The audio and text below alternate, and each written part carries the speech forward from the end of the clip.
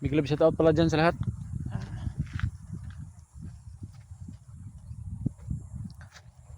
Si ganito yun mga lods, sinagot tayo ni Elektra pero mahiya tayong pumunta doon sa kanyang bahay. Paano ito? Parang ano ba? Mahiya tayo.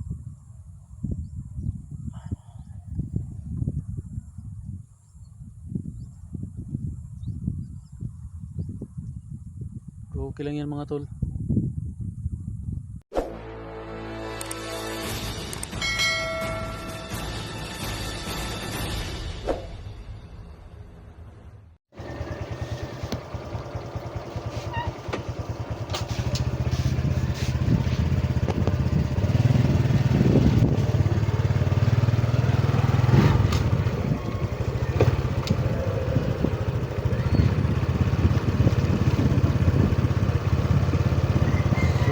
What's up mga tol?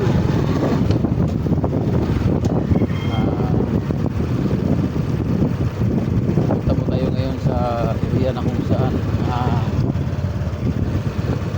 punta sa bahay ni Elektra siguro mga tol. Kasi ligot po tayo ni Elektra mga tol. Hindi tayo nakapunta doon sa bahay ni mga tol. Kaya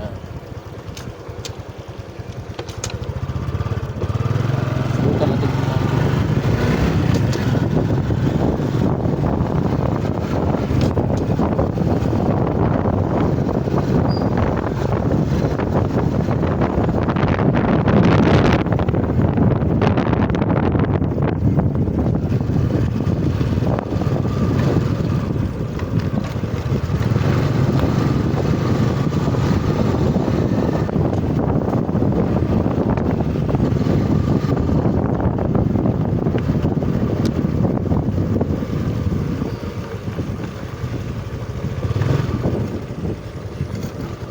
Hindi pa po tayo makabalik sa pag-explore mga tol kasi masakit to yung katawan natin. Baka maano pa tayo doon, mabihag pa tayo ulit. Saka wala pa po tayong agimat mga tol na agaw sa atin. Siguro bumalik tayo doon sa may Hiwagang Balon para magbigyan tayo mabuti. Pag hindi, wala tayong magawa mga tol kasi hindi naman natin hawak ko yung ang diwata sa Hiwagang Balon mga tol. Kaya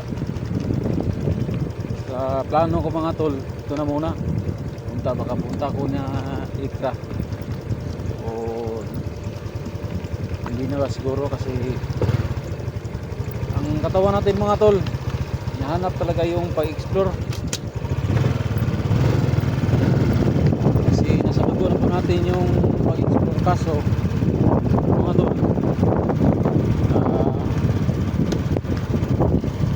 tol, hindi pa wala pa po tayo mag-imal sa mga araw na siguro mga tol. Kasi dito po sa lugar na ito mga tol, mahirap na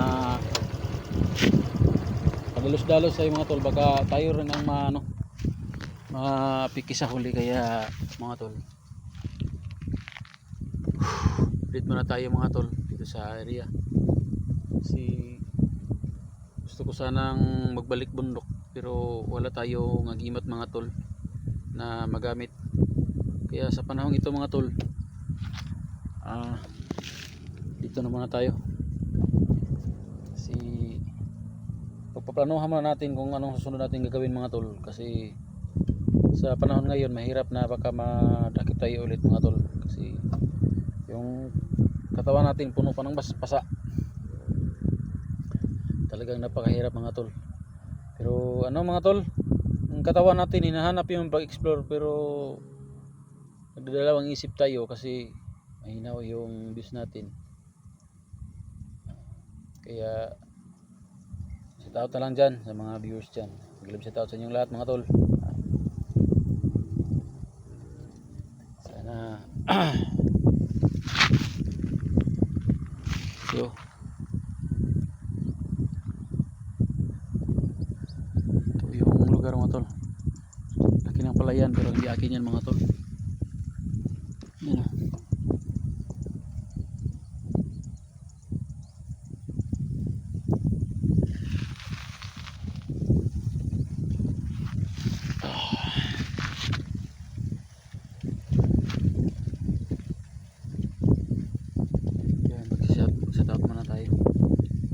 mga tol, baka tumawag ako kay ano, kasi may signal naman dito mga tol pero mahina, hindi makatawag.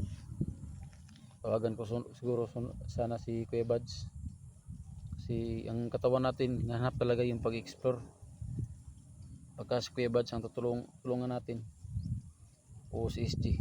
Kaya patuloy lang tayo mga tol, kasi si SG na-rescue na niya si Inday Adventure. So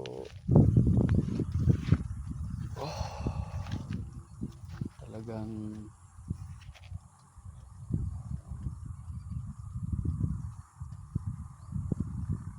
tinitangnan na tayo doon may malaking ibon na lumilipad.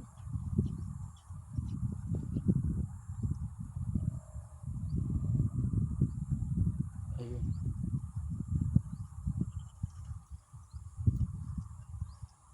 So big love shout out pala dyan sa lahat.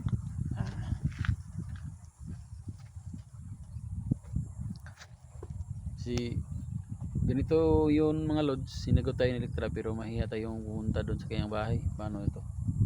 Parang ano ba? Mahiya tayo.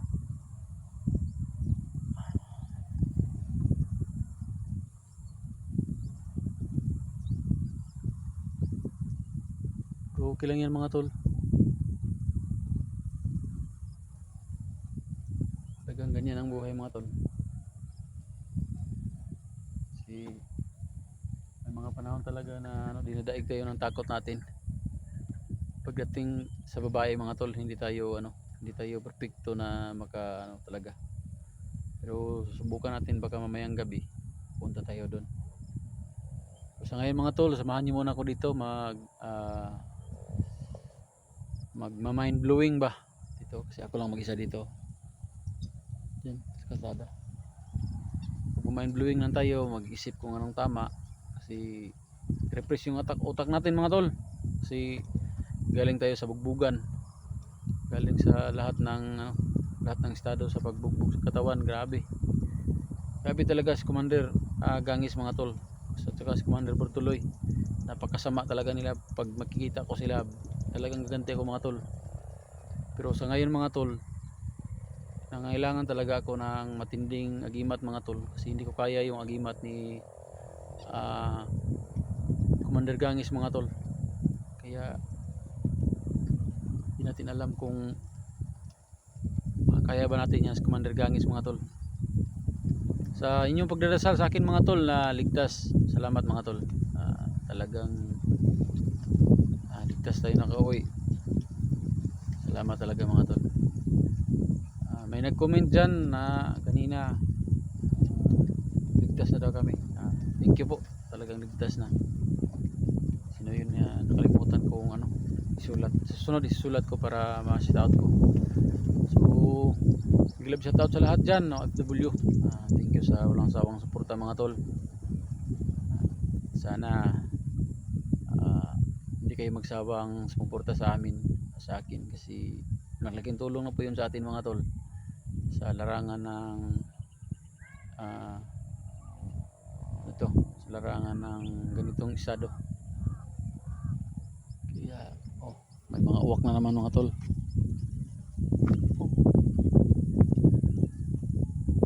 Nagmasid-masid lang yan.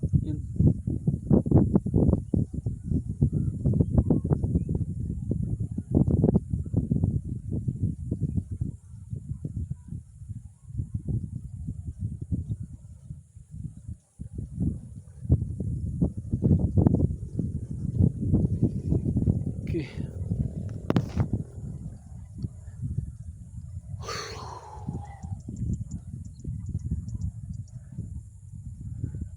Tayo lang yung isa. Kasi doon sa bahay mga tol, mga lods, yung mama ko is may trabaho, hindi naman tayo pwedeng mag video doon, kasi mas lalong kita ng mga bandido. Dito tayo sa labas, kaya dito ako nag-update mga tol, para safety ho yung mama ko, kasi mahirap na matuntun ho yung tuntun na minsan ang natuntun yun, pero huwag kayong mag-alala mga tol, tinapos na namin yung nakatuntun doon. Hindi na alam talaga ng mga bandido kung saan banda yon, Kasi sa lahat ng pumasok doon sa bahay ko, lahat ng pumasok ng mga bandido is tinapos ko na talaga. Walang nakauwi ng buhay. Kaya mga tol, huwag kayong mag-alala na nag-video ako sa bahay. Hindi na malalaman yung mga bandido. Kaya shout out. Shout out sa iyo Idol SG. Sa lahat ng mga Kuya Buds, shout out sa iyo Idol Kuya Buds. Big love shout out. Thank you sa suportan niyo mga tol. Alam kong na yung support niyo sa akin,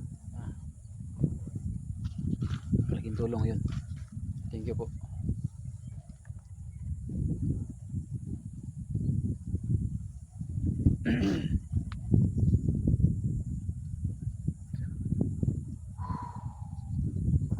Napakaganda dito mga tol kasi yung hangin napakalamig, saka napaka-presko ng hangin, saka ang lawak ng lawak ng paligid, malayo yung tanaw mo.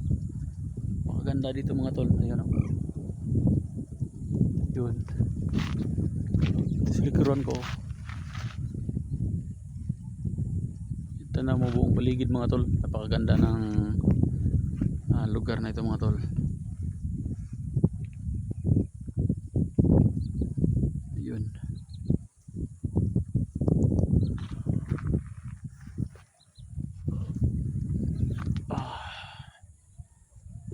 Kaya sa mga wala pa naka-subscribe dyan, sana mga tol, subscribe na kayo at saka hit the bell button, yun na yun, hit the bell button para lagi updated sa ating video mga tol. Saka paki-like, saka paki-comment na rin mga tol kung saan nakarating tong video natin mga tol. Kaya thank you sa lahat mga support niyo mga tol. Wala ho tayong magawa, wala ho akong magawa mga tol kung wala kayo. Kaya malaking tulong kayo sa akin mga tol. Maraming salamat. Thank you talaga tol.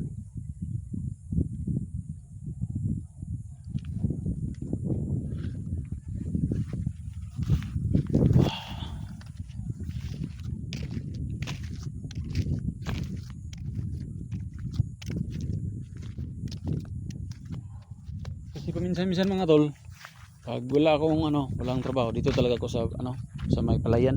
Kahit anong trabaho dito para lang maidaos yung isang araw na pangkonsumo ba.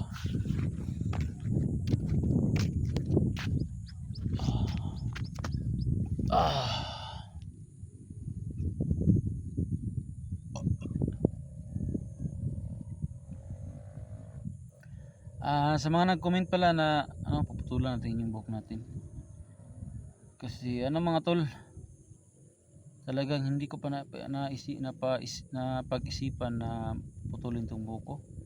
Nasasayangan ako ba sa tuwing iniisip ko na gusto ko na sanang puputulin, kaso pagtingin ko naman sayang din yung effort o yung time na pinapataas natin siya. Kaya pasensya na mga tol, pero huwag kayong mag-alala mga tol, darating tayo dyan talaga na putulan natin yung buhok natin mga tol.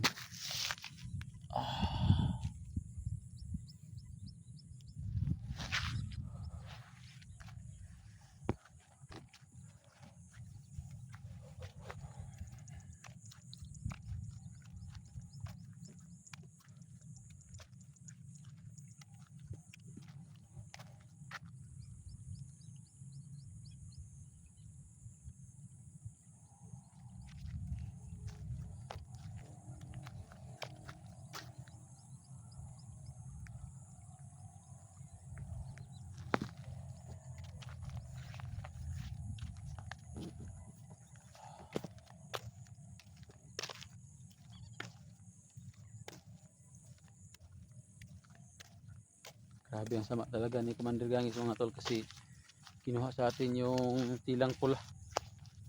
Pero alam ko mga tol na hindi sila marunong gumamit nun. Kasi sa akin yun o di kaya walang bisa sa kanila yun. Yun lang yung pangako ko mga tol. Talagang hindi talaga magagamit nila yun.